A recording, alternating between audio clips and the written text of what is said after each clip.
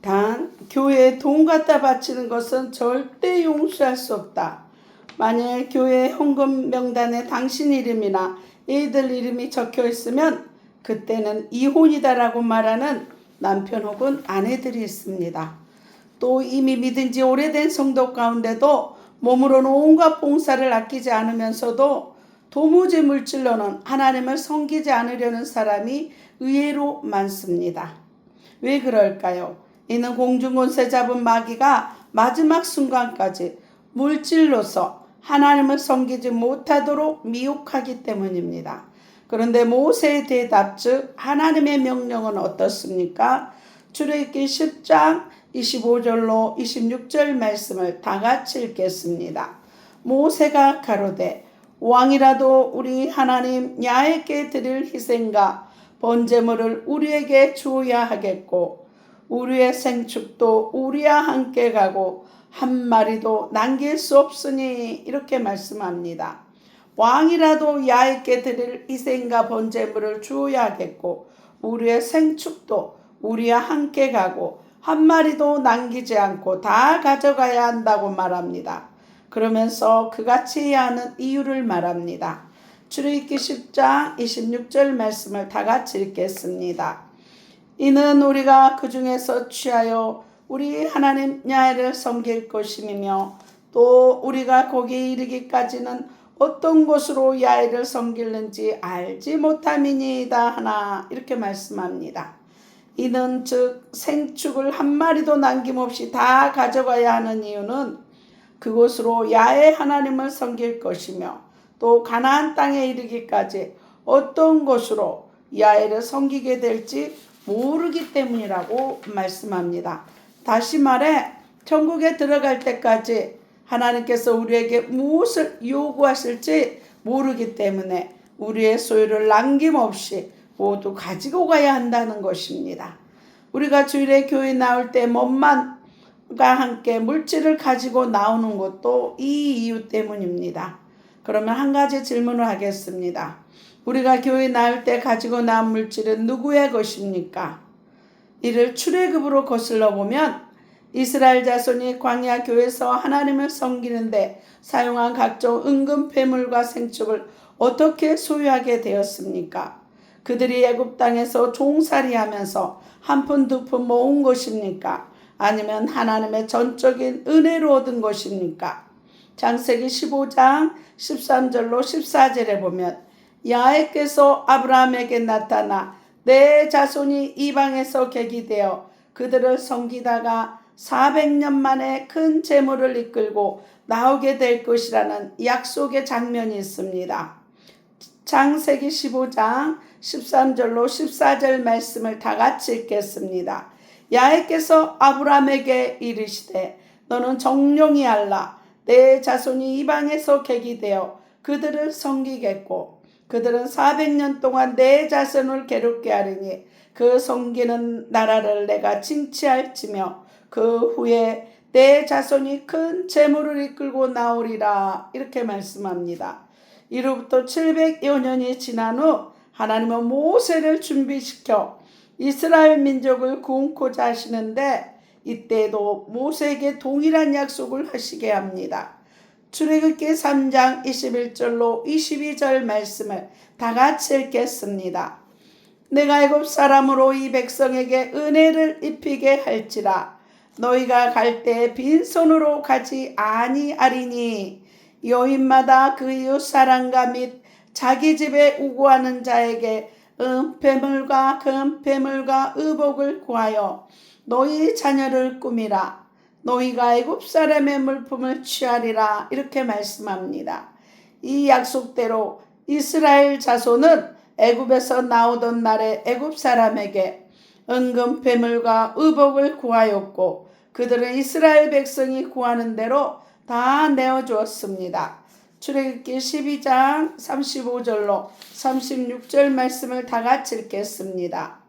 이스라엘 자손이 모세 말대로 하여 애굽 사람에게 은금 폐물과 의복을 구하매 야훼께서 애굽 사람으로 백성에게 은혜를 입히게 하사 그들의 구하는 대로 주게 하심으로 그들의 애굽 사람의 물품을 취하였더라. 이렇게 하여 300만이 넘는 이스라엘 백성은 우양은 물론이고 애굽 사람의 은금패물과 의복까지 원하는 대로 가지고 나오게 됩니다. 이루 보건대 이스라엘 백성이 출애굽할 때까지 나온 우양과 은금패물, 광야교에서 하나님을 섬기는 데 사용했던 우양과 은금패물은 그들이 애굽 땅에서 종살이하여 모은 것이 아닙니다. 하나님께서 애굽 사람에게 취하여 그들에게 준 것입니다.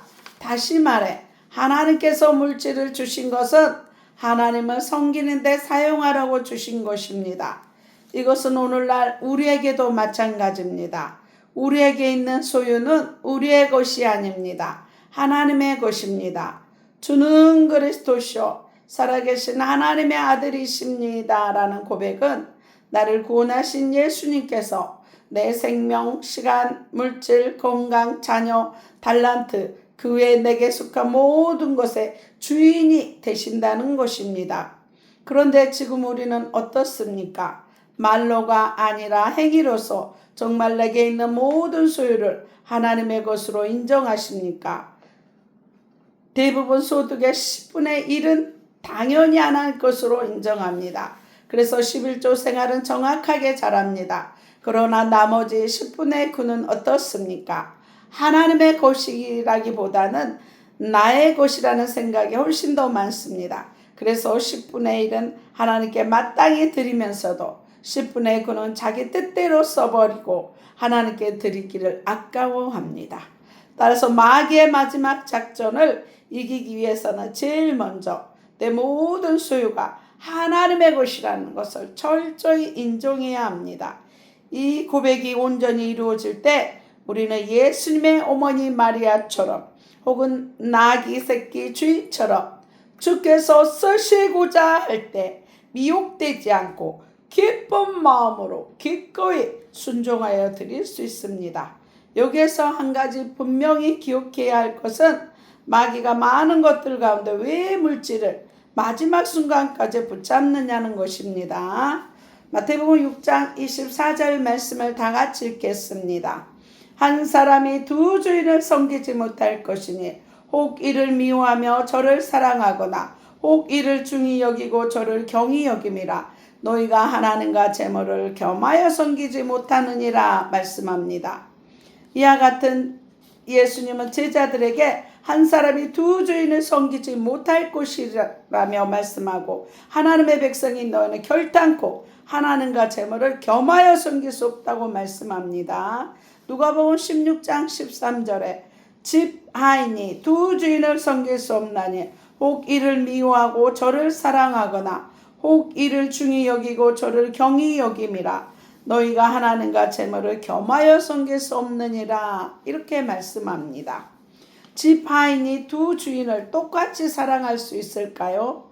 한 주인을 사랑하면 다른 주인에게는 그만큼 소홀하기 마련입니다. 마찬가지로 성도는 하나님과 재물을 겸하여 섬기지 못합니다. 하나님을 더 사랑하든지 아니면 물질을 더 사랑하게 됩니다. 이 말씀에 비추어 볼 때 성도에게 두 주인은 무엇입니까? 하나님과 석가모니, 하나님과 알라처럼 이방인과 하나님이 아닙니다. 바로 하나님과 재물입니다. 성도에게 있어서 물질이 두 주인이요 다른 신인 것입니다. 마귀가 마지막 순간까지 물질을 남겨두어 하나님을 섬기지 못하게 하는 것이 바로 물질이 하나님 외에 다른 신이기 때문입니다. 지금까지 우리는 바로의 모세에게 내놓는 4차 타협안을 통해서 마귀의 첫 번째, 두 번째, 세 번째, 네 번째 작전을 배웠습니다. 따라서 이제 우리는 우리 자신이 어느 작전에 걸려 있는가를 스스로 분별할 수 있게 되었습니다. 첫 번째, 하나님은 광야에서 하나님을 섬기라 합니다. 그러나 마귀는 이 땅에서 하나님을 섬기라 미혹합니다. 매 주일마다 교회에 나가서 예배드리지 못합니까? 그러면 마귀의 첫 번째 작전에 걸린 것입니다. 두 번째, 하나님은 사흘길쯤 광야 깊숙이 들어가서 하나님을 섬기라 합니다. 그러나 마귀는 광야에 나가되 너무 멀리 가지 말라고 합니다. 예수 믿고 교회 생활을 하기는 하는데 아직까지 세상을 끊지 못하고 세상과 적당히 짝하면서 때로는 술도 한 잔씩 하십니까? 그렇다면 마귀의 두 번째 작전에 걸린 것입니다. 세 번째, 하나님은 남녀노소 모두 데리고 광야 깊숙이 들어가 하나님을 섬기라고 합니다. 그러나 마귀는 어른들만 가서 하나님을 섬기라고 합니다. 어른들은 교회 깊숙이 들어와 신앙생활을 열심히 하면서도 아이들에게 공부하라며 교회 깊숙이 들어오지 못하게 하고 했습니까? 이것이 마귀의 세 번째 작전에 걸린 것입니다. 네 번째, 하나님은 우양은 한 마리도 남기지 말고 다 가져가라고 명령합니다. 그러나 마귀는 남녀노소 모두 가서 하나님을 섬기되 우양은 두고 가라고 미혹합니다. 온 가족이 교회나 하나님이 열심히 섬기지만 온전한 11조 생활을 하지 않고 있습니까? 그렇다면 마귀의 네 번째 작전에 걸려 있습니다. 그러므로 스스로 마귀의 어느 작전에 미혹되어 있는지 돌아보아 그 작전에 승리하는 복 있는 자들이 다 되시기를 바랍니다. 예수님은 마태복음 19장 16절에서 22절 부자 청년과의 대화에서 21절에 예수께서 가라사대 내가 온전하고자 할진대 가서 내 소유를 팔아 가난한 자들에게 주라. 그리하면 하늘에서 보화가 내게 있으리라. 그리고 와서 나를 쫓으리라 하시니 그 청년이 재물이 많음으로 이 말씀을 듣고 근심하여 가니라. 이렇게 말씀합니다. 이 부자 청년은 예수님과 재물 중에 재물을 택합니다. 근데 골로새서 2장 2절로 3절에 하나님의 비밀은 그리스도를 깨닫게 하려 함이라. 그 안에는 지혜와 지식의 모든 보화가 감추어 있느니라. 예수님을 택할 때 지혜와 지식, 보화, 모든 영생이 있는 것입니다. 아픈 곳에 손을 얹으시기 바랍니다. 그가 채찍에 맞음으로 우리가 나음을 입었다는 말씀 붙잡고 기도합니다. 십자가에 흘린 보혈의 피로 머리에서 발끝까지 온몸을 강건케 하시니 감사합니다. 죄가 있으면 떠오르게 하시고 생각나게 하시니 감사합니다. 살속에 피속에 뼛속에 낙하여 가문의 재앙과 저주 쓴뿌리 모든 안병과 모든 질병은 나사렛 예수의 피로 소멸하시니 감사합니다.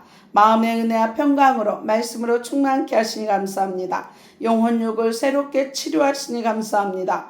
모든 출입을 눈동자처럼 지키시니 감사합니다. 자녀들 믿음의 최고의 배우자 주시니 감사합니다. 성령 충만하며 영육간을 강건하며 사명 감당케 하시니 감사를 드립니다. 애물 기도입니다. 십자가로 가난과 저주를 담당하신 주님, 드려진 각종 예물 위에 주의 선하심과 인자하심이 영광으로 나타나게 하심을 감사하며 나사렛 예수 그리스도 이름으로 기도드리옵나이다. 주기도문 하시고 축도로 예배를 마치겠습니다.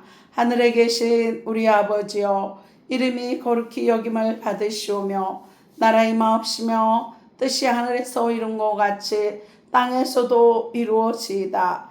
오늘날 우리에게 일용할 양식을 주옵시고 우리가 우리에게 죄 지은 자를 사해 준 것 같이 우리 죄를 사하여 주옵시고 우리를 시험에 들게 하지 마옵시고 다만 악에서 구하옵소서. 내게 나라와 권세와 영광이 아버지께 영원히 있사옵나이다.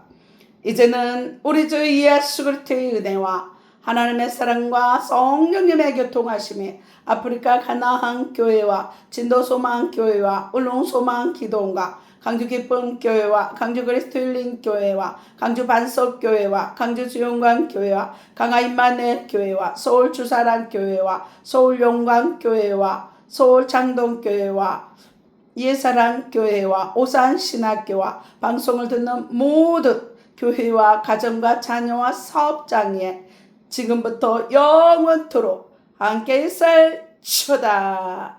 하나님 앞에 영광의 박수 올려드립니다. 비피에 없도록 늘 성령 충만하며 영육간에 강건하시기 바랍니다. 다음 주에 뵙겠습니다. 안녕히 계십시오.